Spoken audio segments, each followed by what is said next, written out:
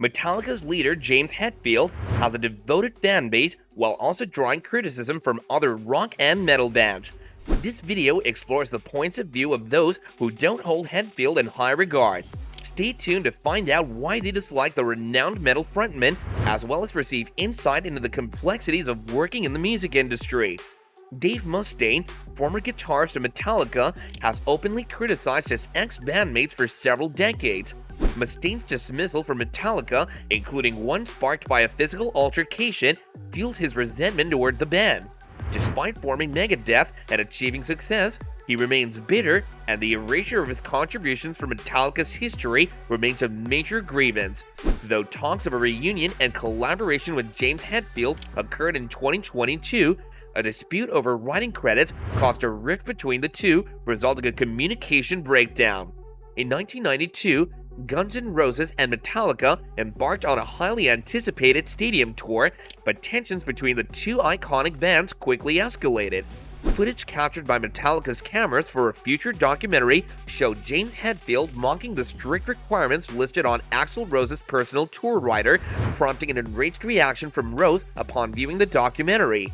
The conflict only intensified when Hetfield criticized Guns N' Roses in a 1993 Rolling Stone interview, leading to a hostile reception for the band during a performance near Metallica's home base, which resulted in violence and a verbal confrontation between Rose and Hetfield. The feud was further fueled by Rose's accusation of racism against Hetfield, which was met with silence from Metallica's management.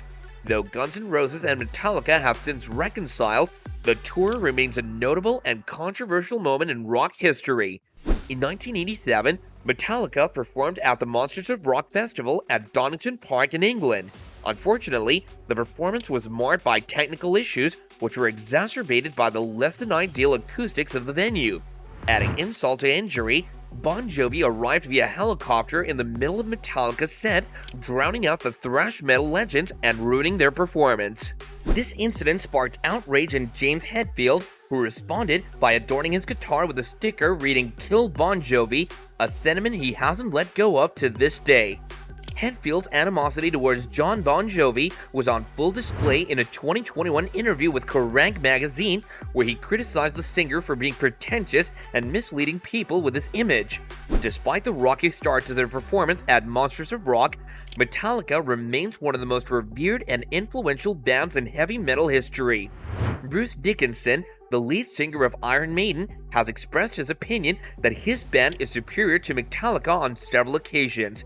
During a concert in Oslo, Norway in 2002, Dickinson publicly criticized Metallica, urging the audience to share Iron Maiden's album over the internet. This was in reference to Metallica's well-known lawsuit against Napster for copyright infringement. In an interview with Metal Hammer magazine in 2011, Dickinson further asserted that his band was better than Metallica, despite the latter's popularity and ticket sales. James Hetfield, the lead singer of Metallica, has praised Iron Maiden and its bassist Steve Harris, but hasn't commented on Dickinson's opinions.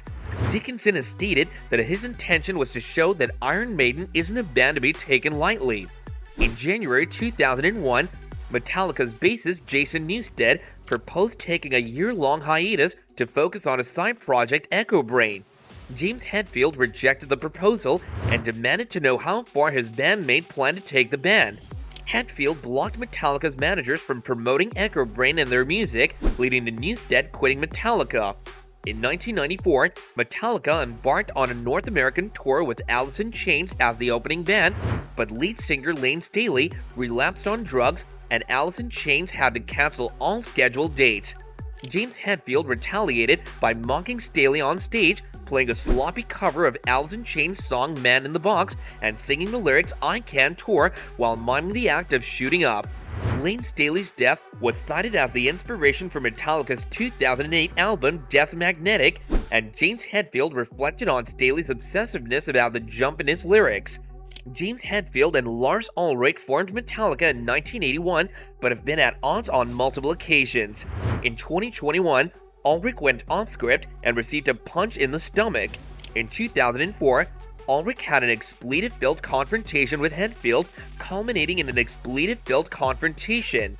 In 2016, Hetfield revealed that they had an explosive argument during the recording sessions of Hardwired to Self-Destruct.